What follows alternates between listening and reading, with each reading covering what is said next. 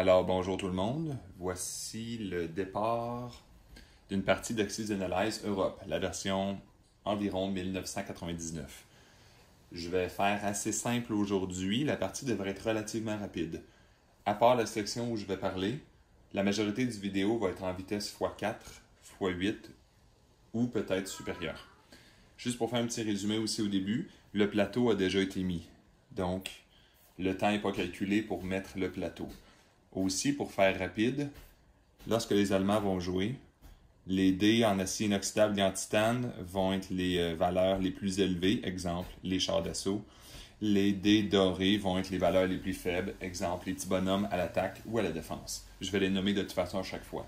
Du côté des alliés, j'ai beaucoup plus de dés rouges, donc ça va être les chiffres les plus faibles, c'est les rouges. Les moyens, comme les chars d'assaut, ça va être les noirs. Et les plus forts, ça va être les blancs. Exceptionnellement, le dé orange pourrait servir aux bombardiers en cas de bombardement stratégique.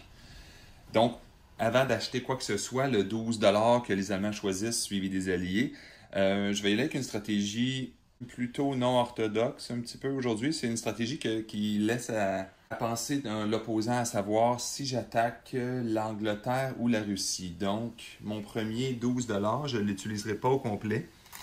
Je vais acheter un sous-marin. L'avantage d'acheter un sous-marin, c'est que ça peut être interprété comme un ralentissement des Alliés, puis qu'on frappe quand même sur les Russes. C'est beaucoup moins subtil qu'aller mettre 4 petits bonhommes ici, qui se fait quand même très bien de toute façon. Puis le sous-marin pourrait laisser croire aussi qu'on déciderait d'attaquer l'Angleterre. Ce qui va aller aussi avec mon achat du premier tour, qui va être à mon avis très important aussi. Donc, à partir de maintenant, je ne parle plus. La vidéo va être en accéléré.